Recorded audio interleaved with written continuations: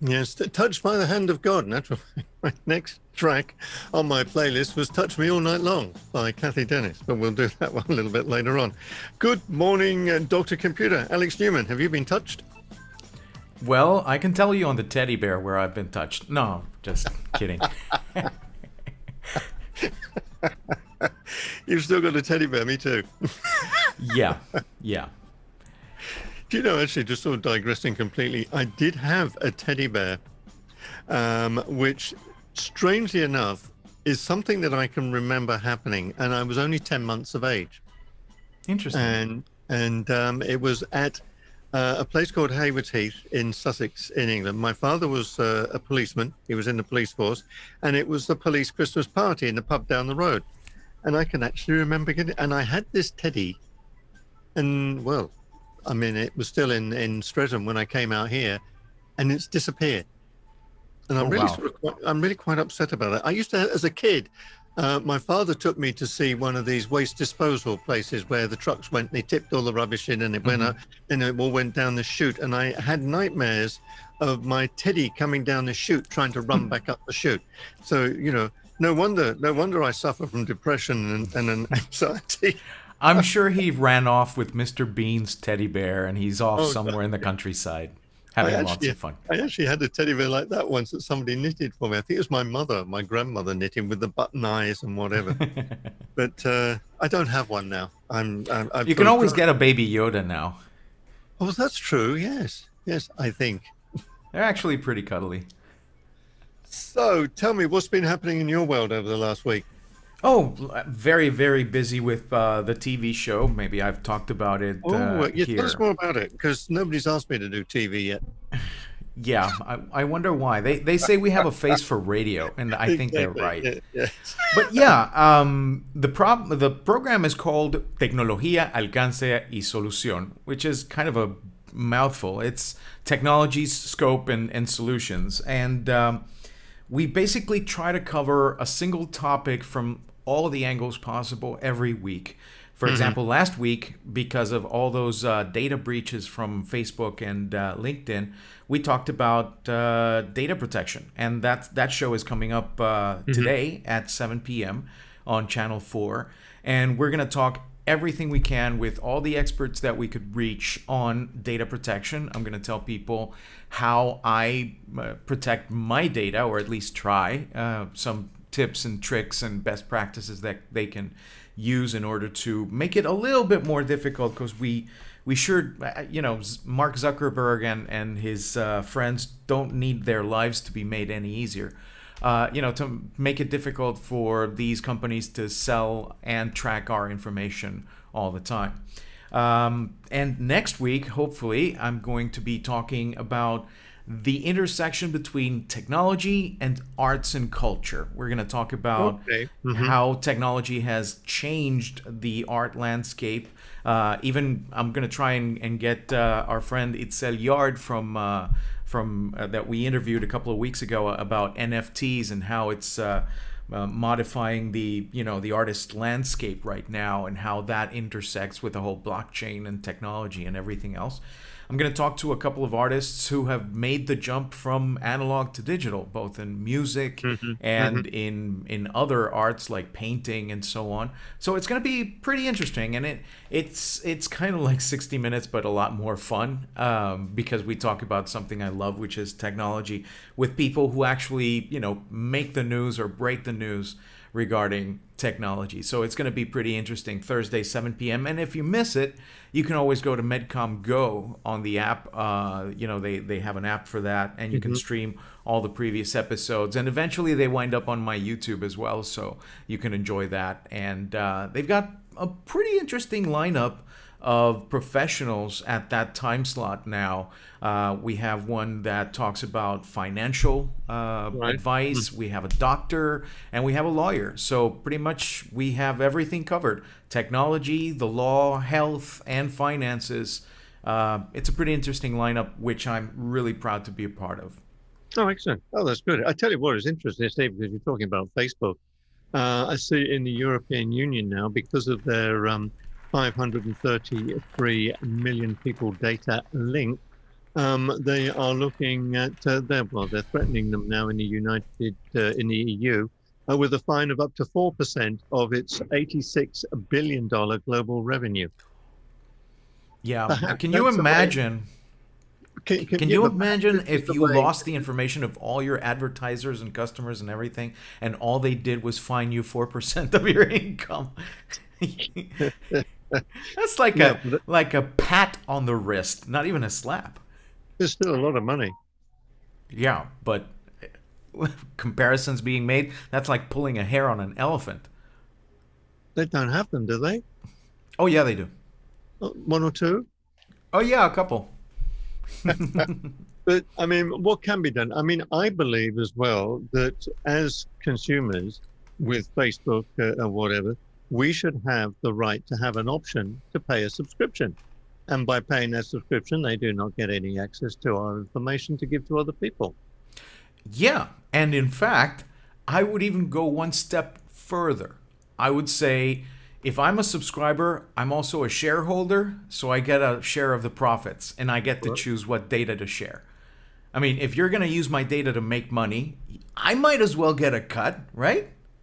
But then they'll argue, well, you're using our Facebook for free. Yeah, it's the same as the bank. They're using my money to Don't lend get it on, out. do not get on to the subject. Do not, do not take me there. Because right now I'm actually looking at you see, now you've started me off. Banks, okay? And I Now, haven't mentioned Apple once. we will do in a minute, but no, this is where I think the world's gone mad. And I've mentioned this before. Firstly, we go to the bank to open up an account with our money.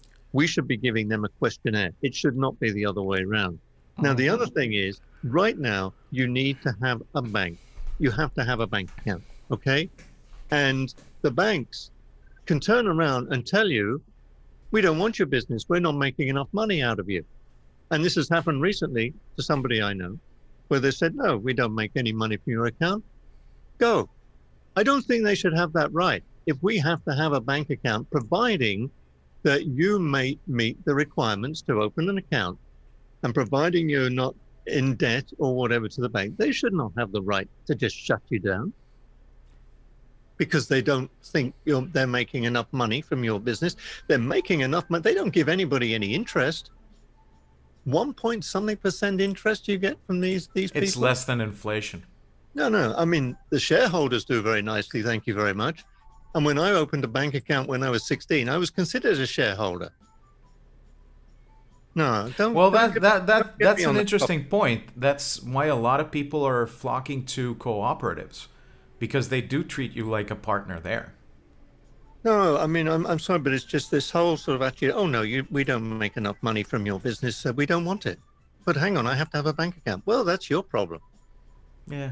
You Well, know, the good thing is that you can take your business elsewhere. That's at least where you need a bank account. Banco Nacional. I did think of that.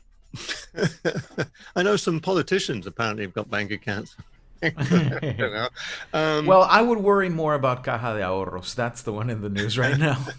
But Want to buy a no, radio station? why not? But no, this is what I'm saying. There should be legislation that because people are required to have an account, providing you meet the criteria, providing you maintain your account in good order. In other words, you don't owe money, you're not misbehaving or whatever. They should not have the right to just shut you down.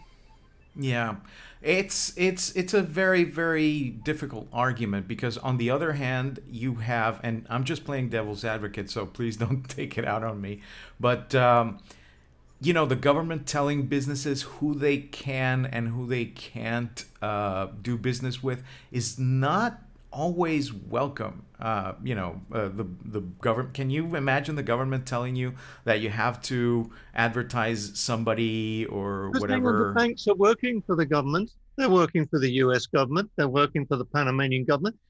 It's data sharing. They're giving all our information to anybody that seems to want it.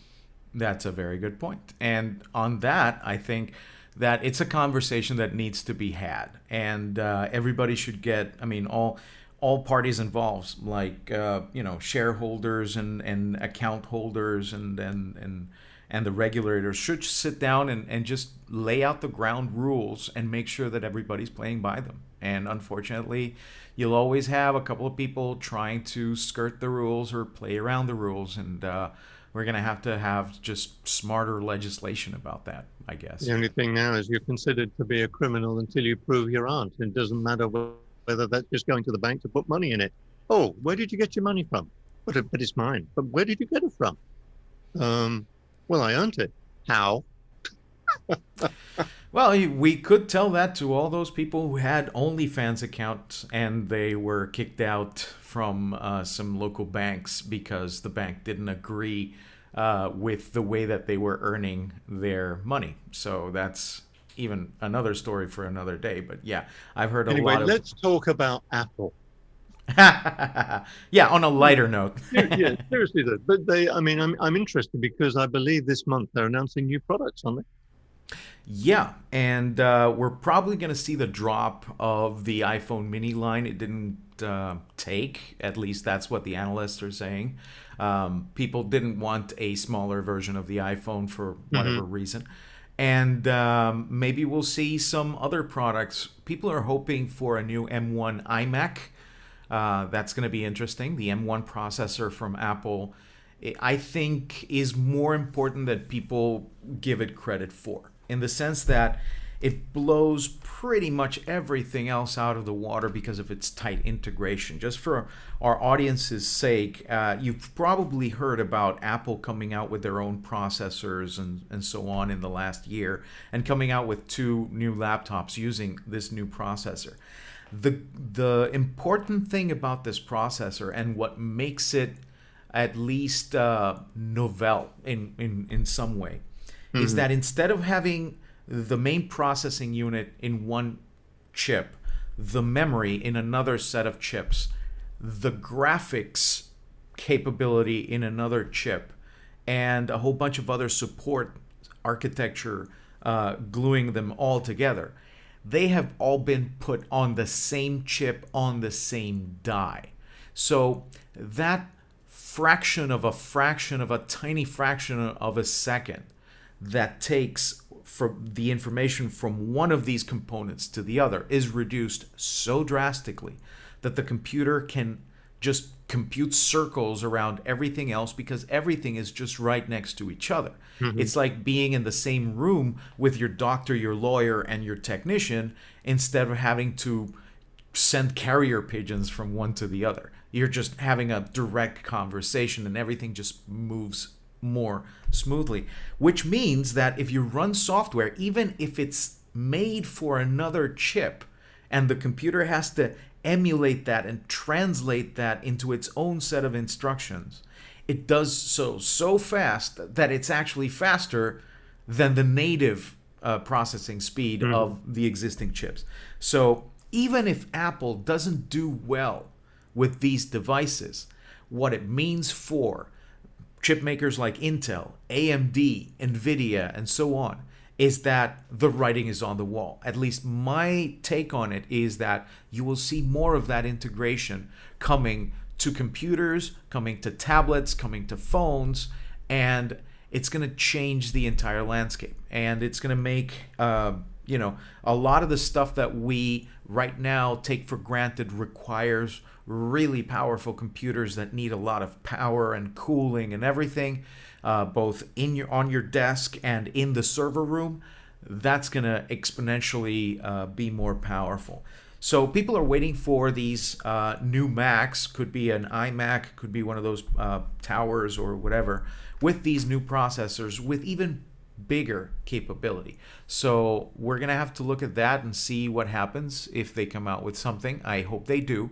Not necessarily because I like Apple products, which I do, but because this might be what a lot of us have been waiting for regarding Apple being at least a little bit innovative once again, because they have been playing catch up with their competitors for at least a decade, if not longer. So they were pioneers in using, for example, Thunderbolt. They were pioneers, for example, with USB. They were like the first computers with USB and so on. Hmm. So I hope that they are also leading the way in changing how the architecture works. So we're going to look forward to that.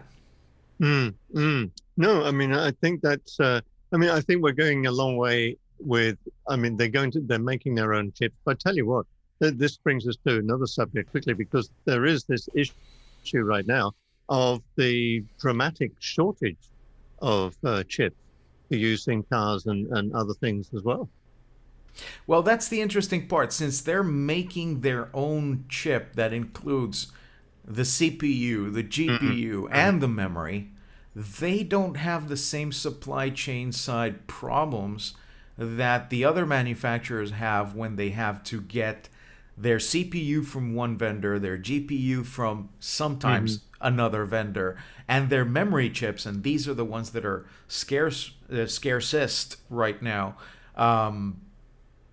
From even another vendor. And don't even get me started on the graphics cards. I mean, for example, you have a graphics card, a powerful graphics card on your machine I took it because out. you're.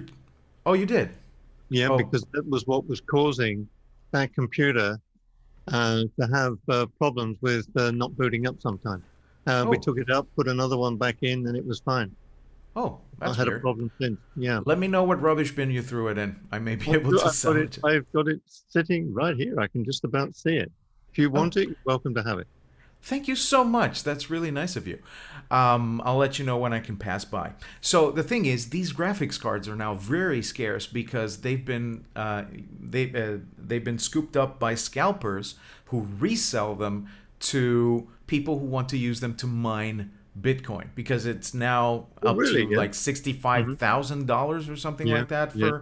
Hmm. for a Bitcoin, and they've been using that because it now barely is profitable. The thing about Bitcoin is that it takes so much electricity to generate this, and that's one of the downsides of some of these cryptocurrencies, is that it becomes untenable after a certain degree of difficulty, and it becomes not profitable unless the coin is worth a lot more. And right now it is. So a lot of people are snapping up these graphics cards Hmm. to use them for mining, and it's made life for gamers a little bit more difficult because a graphics card that should go in the market for, say, $500 or so, that you could use for playing the latest games at the highest Hmm. resolution, is going for $1,500 or Oh, $2,000 yeah. on eBay. And the thing is, they're profitable even at that price point. Some of them becoming,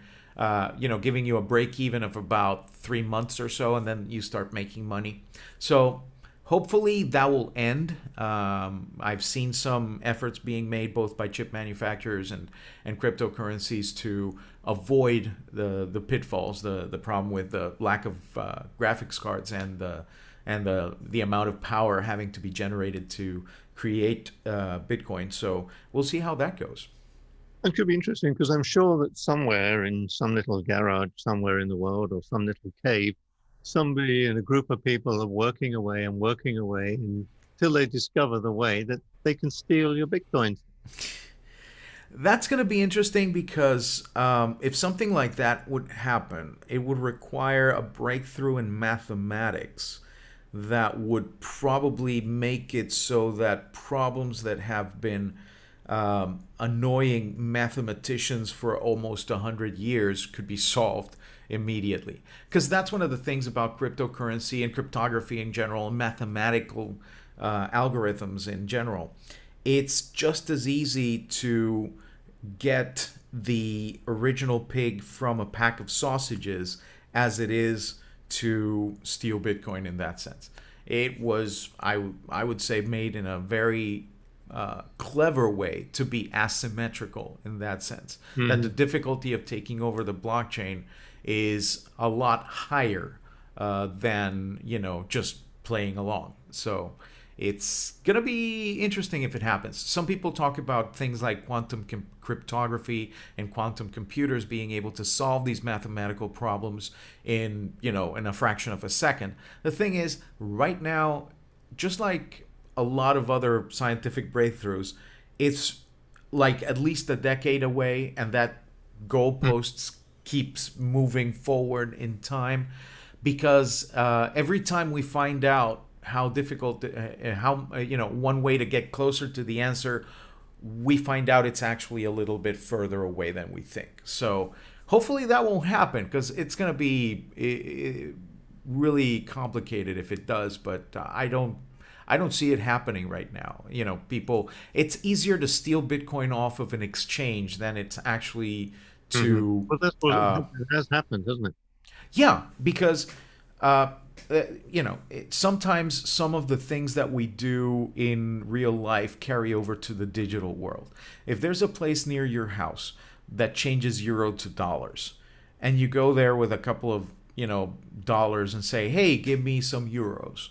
Do you keep them there in the money exchange, or do you take them with you? Well, generally you take them with you. If somebody breaks into that money exchange and steals it, then A, you chose a poor place to put it in. B, it's not the place's fault. People are trying to, steal stuff from banks as well and things like that. So don't treat exchanges like banks. I think that's the best way to. I do not consider myself a cryptocurrency expert, but I think that not storing your cryptocurrency in an exchange that can be hit is at least one of the practices that you should consider. I mean, I can't even get my head around cryptocurrency. So if I was to go out now and buy a part of a crypto, whatever it is, where is it? It's in the blockchain. It's a ledger that everybody keeps a copy of, and it's cooperative, and you can't take it over because everybody has a copy of it. You basically have money in a ledger that it works like, I would say, a combination between, buying somebody else's currency, but in the 15th century. I don't know if you remember the history of finance or whatever through your studies of, the markets and everything that you did, but you know how what we call things like a money transfer, Western Union, MoneyGram, and so on, was developed, between the Arabs in the, I think, 8th or 9th century or something like that, and the Crusaders' time as well, where you would, carry a letter that said so and so told me to tell you to give me this much in gold or whatever, and you would have banks depositing and moving money from one place to the other through these letters of change, and that worked like something like a cross between Western Union and a check and whatever. That's how it started in the first place. And don't forget, people used to trade in goods, or they used to trade in silver, they used to trade in gold, and all the banknote is a piece of paper basically saying that you are good for this this piece of silver. So you gave somebody this note, and they went to a silver exchange if they needed the money, or they just passed the note to somebody else. That's all a banknote is. Exactly. Now imagine that these notes were notes in a file that were in the cloud that you have a copy of. Let's say you have a Dropbox of an Excel sheet that can only be added to, nothing can be subtracted from. And each and every row has a transaction, and there's one transaction there that says, Jerry bought so many Jerry coins, let's call them GD coin or something like that, and you can use them to spend them somewhere else and so on. It's just the same as any other currency. So when people say, oh, I'm going to buy Bitcoin to invest or whatever, that would be like investing in yen or euro or whatever. There's risk involved and so on. But it's not like investing in, I don't know, real estate or something like that, which is a little bit more tangible. And for those that are risk averse, I would say, consider something like that. I think, at least for me, Bitcoin is not an investment. It's just another form of payment like PayPal or Nikki or Yappy or anything else.